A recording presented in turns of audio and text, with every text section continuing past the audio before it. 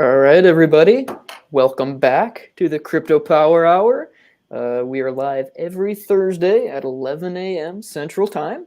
And this broadcast, we are right now broadcasting in the Facebook Ethereum group. So welcome if you're watching there.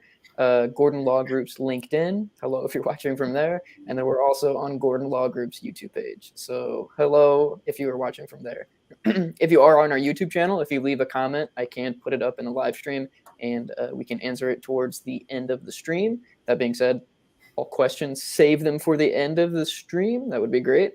And then I'll also link all of these different areas in the description as well. So let's kind of get into it for this week. This is kind of big. Just the other day, President Biden signed the Inflation Reduction Act. And this act is designed to provide resources for climate initiatives, healthcare, and of course, reduce inflation. And one of the biggest chunks of news to come out of this is an influx of $80 billion into the IRS's annual budget. $80 billion is an awful lot of money.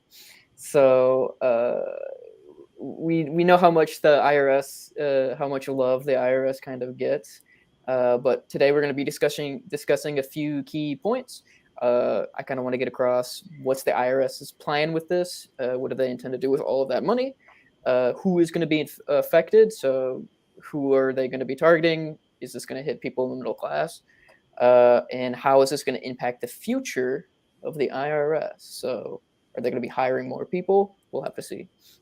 So today I am joined by my lovely guest, Dan. Dan, go ahead and give yourself a little bit of an intro. Hello, everybody out there. My name is Daniel Urban. I am a tax attorney. I've been in the tax resolution and tax preparation business for 12 years. I've worked with thousands of taxpayers with their resolutions with the IRS. I've prepared hundreds, maybe thousands of tax returns, business, individual. And I do enjoy keeping up on the latest news from the IRS. And of course, this is a big item. This has been very exciting for those of us in the tax industry. So I'm really excited to be here and talk a little bit about the Inflation Reduction Act. And I do appreciate you coming in, Dan. I know it was kind of last minute, and I was kind of really wanted somebody pretty good. So I appreciate that you are here. And so I'm Jacob. I'm the social media manager for Gordon Law Group. I host these every week. Hopefully you enjoy seeing my smiling face every week. But I kind of, I want to get down to business a little bit here. So let's kind of go over what exactly is the goal of this law? What is the purpose of this? Got it. Well, I mean, I was quite shocked to see that anything came out of Washington, including any more money for the IRS. More money for the IRS is something that's been talked about for many years, but it tends to be very politically dangerous to want to be a champion for funding the IRS because, as you know, we all know the IRS is not all that popular. So seeing this come out was a big surprise. I think a lot of us in the tax business, again, heard about it, but didn't really think it was going to happen. I've got some of the facts on the bill. As Jacob mentions, about $80 billion that's going to be allocated. The total bill is about $740 billion. IRS is going to get $80 billion of that, which is a pretty sizable chunk. The majority of it, it's going for enforcement, for operations support, for business systems modernization, and for taxpayer services. The biggest chunk is going towards enforcement, which does include the hiring of many more IRS personnel. Now, before we get carried away and I start seeing memes with Al Cowlings being chased by police cars that say, the IRS and the taxpayer, if you've seen it, look it up. It's at least a little bit funny. The vast majority of these folks are going to be tax return processors. But anyway, we'll talk a little bit more about that later. Enforcement, yes, more IRS agents. Yes, I would expect to see more exams or audits. The next biggest item is operations support. So operations support goes toward just the business of housing the IRS. I'd say it goes to things like rent for facilities, services for IRS employees. It goes to personal security, which is a bigger issue. I mean, if you read the news, there's been some ugly incidents that have happened very recently at some government offices, so toward security, and just other items like that. Business systems modernization is the technology that the IRS uses is I mean, pathetic is the word that that comes up to me, especially with the increases in technology and speed, computers, internet, and all that. The IRS is in need of a facelift when it comes to technology. Part of that, and then part of it is, of course, for taxpayer services, which would be more support when you call the IRS, easier to get someone on the phone, etc. The stated purpose of the bill is to help reduce the tax gap. And that's a fancy way of saying the difference between what taxpayers actually owe and what they end up paying. When you distill it down, the tax return is basically numbers on a piece of paper. And the only thing that's preventing, or one of the only things that's preventing taxpayers from just making stuff up is the exam. And one of the big initiatives is going to be to increase the level of exams especially for taxpayers making over $200,000 a year. The Treasury Department has said that there should be no increase in exams or no significant increase in exams if you're making $200,000 or less. But certainly for those making over $200,000, I would expect to see an increase in the number of exams. So Dan, I'm just going to butt in a little bit here. So this bill, the purpose is basically the IRS has gotten $80 billion. And so they're going to be hiring a bunch of new staff. They're going to be bringing on a bunch of new people. Is this to make tax returns go quicker? Because we've definitely seen, especially with COVID and everything, like a huge backlog of the IRS getting stuff out in a timely fashion. The same can go for like stimulus checks as well. When they were being rolled out, it was extremely slow. Would you say that that is kind of their baseline goal? Yeah, I mean, I've been in this business for 12 years. I've seen the IRS go from a relatively well-functioning entity to basically just one step away from collapse, just not carrying out its functions in any reasonable manner, in any effective manner. I actually have some numbers. The IRS has a backlog of 21.3 million tax returns, and that's as of June 22nd of this year. And that's according to the National Taxpayer Advocate mid-year report that just came out in June. So while a lot of the press is going towards the IRS agents, which we do expect to increase the number of exams, a lot of these are going to return processing. When I say that the risk of audits are increasing, if you look at the data, the chances of getting audited over the last 10 years as the IRS budget has been slashed has gone down precipitously. So what this is more likely going to do, or what this is intended to reinstate, is a pre-2010 level, a pre-2010 amount of exams, which they're hoping will provide a educational purpose. A lot of taxpayer errors are just mistakes or a lack of knowledge about the law or how things are reported. Also an education purpose, and then definitely a tax collection purpose on top of that. Sorry, reduce that tax gap, what people owe versus what they actually end up paying. But hopefully, if there's additional IRS employees, well, again, like not popular to talk about additional IRS employees, but the level of service that the IRS provides has been just pitiful, especially the last couple of years. And certainly things like the COVID, where they had to take entire government entity and put it as work from home.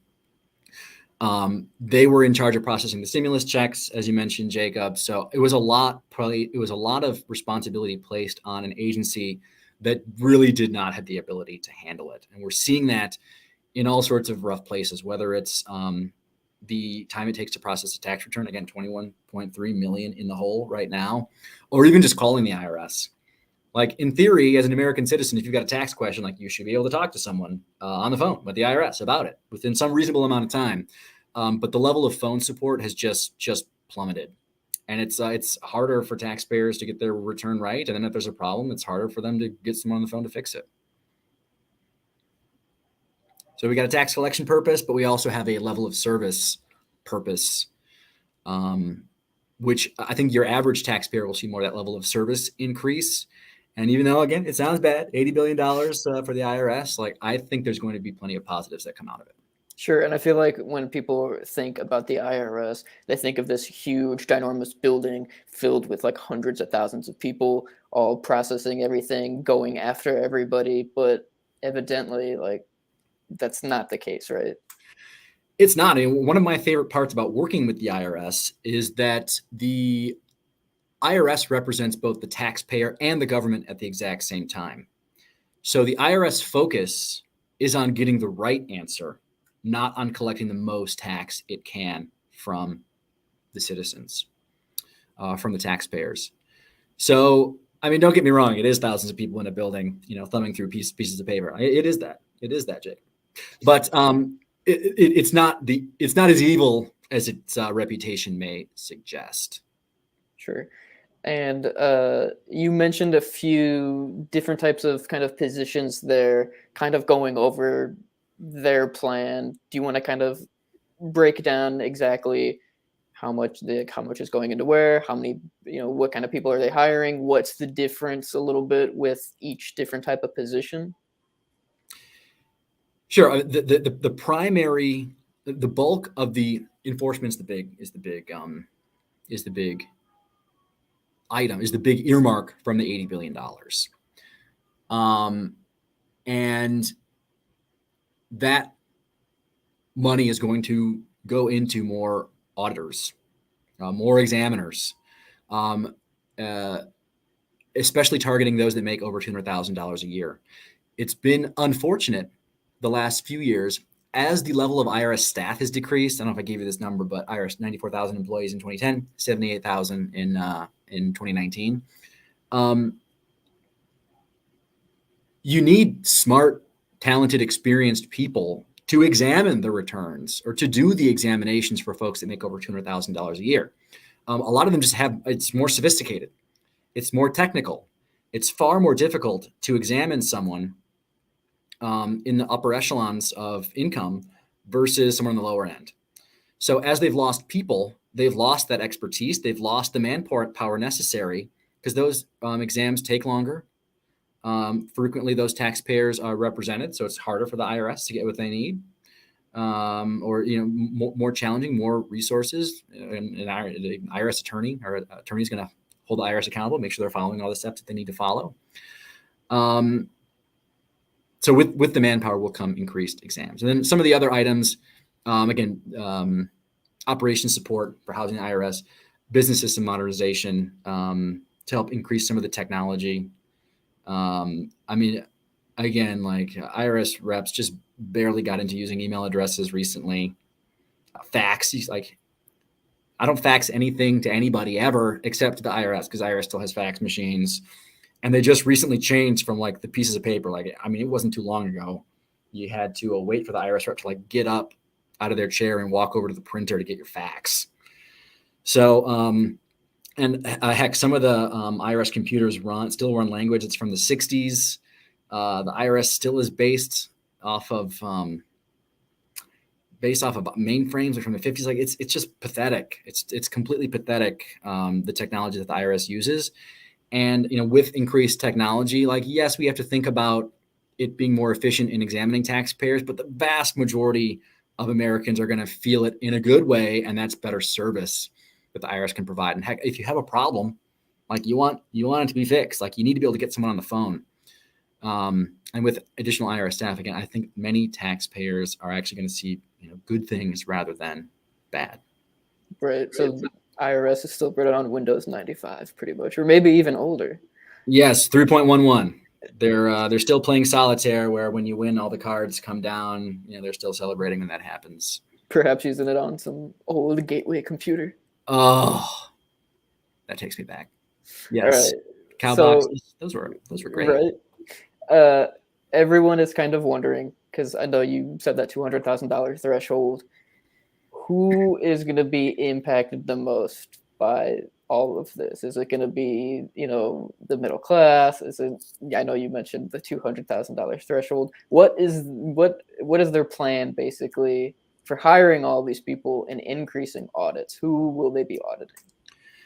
So the stated goal of the extra enforcement officials is those making over 200,000 and then large businesses. So I guess it depends on how you define the middle class. Certainly someone, 200,000, I would probably say still is the middle class, but certainly at the upper regions of that. It's going to be those folks if you're making over 200,000.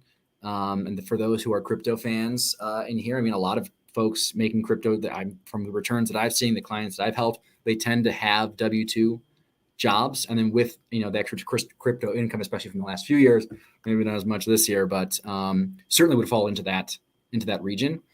And then the large businesses, federal government gets a lot of egg on their face, so to speak, from large corporations who end up paying zero income tax.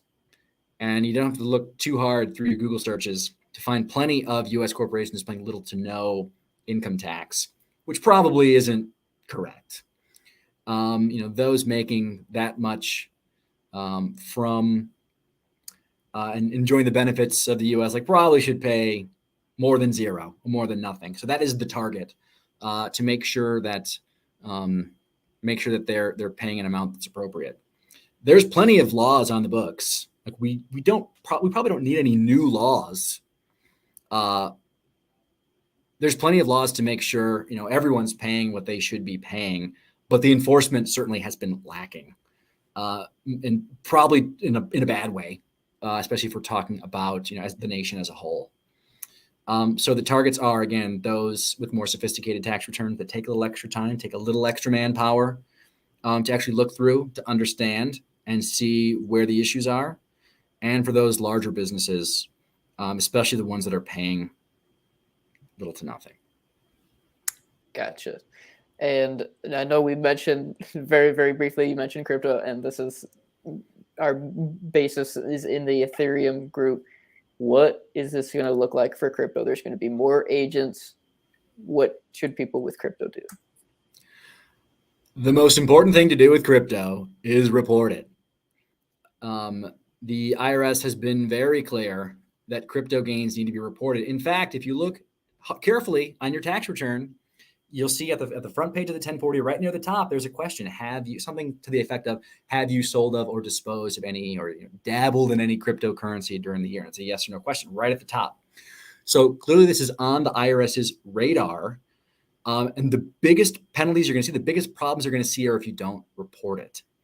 That's when the penalties come in. If the numbers are big enough, you can get into things like the fraud penalty, which is very, very stiff.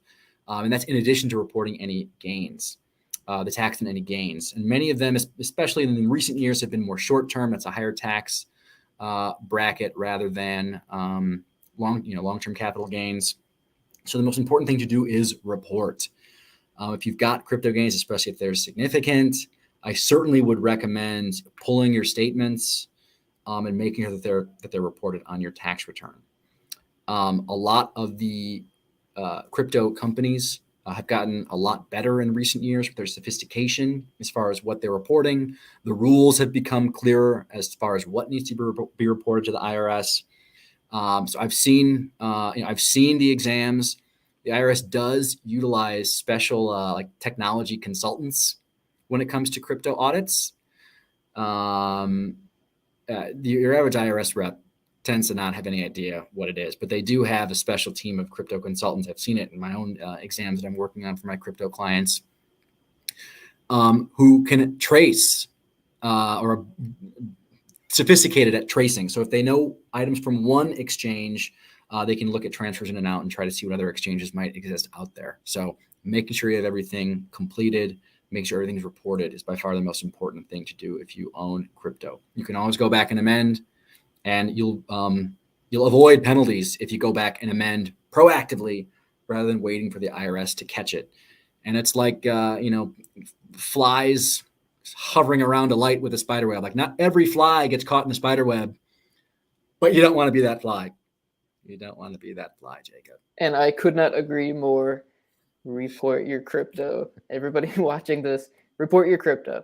And if you have so many transactions that you can't keep track of anything, it's always good to reach out to a tax professional as well. So kind of to wrap things up here, I kind of want to dabble on a little bit of the future of the IRS. You mentioned prior that we're seeing numbers back towards where it was in 2010. Where do you think it's going to go with the IRS? Are we going to continue having all of these people? Is all of this upgrading and everything going to be good, progress into the future? Or is it still going to be slowing down? Is there going to be cuts? Ultimately, my guess is that the IRS will use these funds to be caught up to the present day, and that the technology we upgraded, everyone at the IRS will get a new computer. It'll feel real good right now.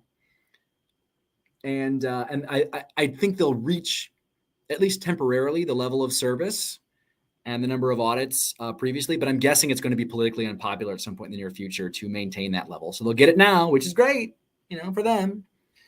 But I would expect it to slowly erode until there's another groundswell and it gets another bill to get them caught back up again. Hopefully, though, with increases in technology are not one of the higher parts of the bill. It's mostly to hire more people. I almost wish that more was slated towards technology, towards things like retiring the fax. I mean, we should be. I can email the state of Illinois documents. Like I should have a general place where I can email the same documents, or even tax returns to the IRS, especially their back tax returns. I hope they're able to reach that level of service that they had before.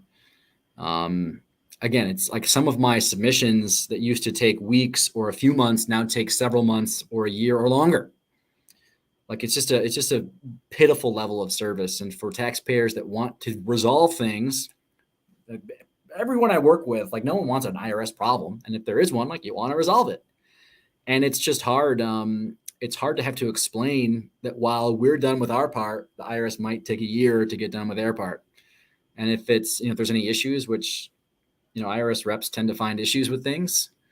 The follow-up is just challenging because they don't have the staff to service the taxpayers adequately presently. So I hope they're able to keep and maintain that level of service for the sanity, if nothing else, of taxpayers who have issues. And again, if any taxpayers, whether crypto or regular as well, sometimes it does help to hire a tax professional. I know, Dan, what you're saying, everything here, it's not the best customer support, but again, if you need help, reach out to a tax professional. And with that, Dan, I think you answered all of the questions that I have. If anybody in the comments, Jacob, on just quickly on the topic of hiring a tax professional. So at Gordon Law Group, maybe you've heard, work there. We've got a special crypto tax accounting department. So we've got an entire team of folks that specialize in crypto accounting, which, some crypto exchanges are very sophisticated, give you a lot of good information, but not all are created equal. I expect that in the future, like they'll reach that level of sophistication, but not all of them are there quite yet. It's a challenge like nothing I've ever seen in the accounting and tax business to help reconcile all the different exchanges, from one to the next, from crypto to an NFT and back, receiving gifts, or giving gifts in crypto, getting paid in crypto. It's very complicated. And with all that's at stake, no pun intended, I think it's important, especially for those who are the heavy crypto buyers and sellers, to get help on it. We've got a system, a process, like we'll take good care of it. Yeah, and I couldn't agree more. If you do check out our YouTube channel, that I will link in the description, we're doing tons of videos, getting as much information out to people as well. We also have a crypto tax guide that I'm also going to plug here a little bit. And if you go to our website, gordonlawltd.com, you can find that crypto tax guide as well. It has tons and tons of resources and everything that kind of answers basic questions. Dan, I'm actually going to throw up one Facebook user said, "Look at this! Glad to see you getting more involved, Dan." So I'll bet you $100 right now that whoever said that is related to me. $100. This might mean I have to get you on here a little bit more frequently, or have you do a little bit more shows. Because look at that following, Mom. Thank you. I wish I could see who it was, but it hides the users. But again, if you have any questions or anything, we're gonna post this pretty much everywhere. If you have any questions, leave them on every video. Wrapping things up here again. Crypto Power Hour. I really want to thank Dan for coming in, stepping up, and doing this super quick. I want to thank everybody for watching. Tune in next week, same time, Thursday at 11 a.m. Central Time. If anybody has a suggestion, any topic that you want us to talk about, or you have, like I said, any comments, leave them below. We might talk about them. But again, I appreciate everyone for watching, and we will see you next week.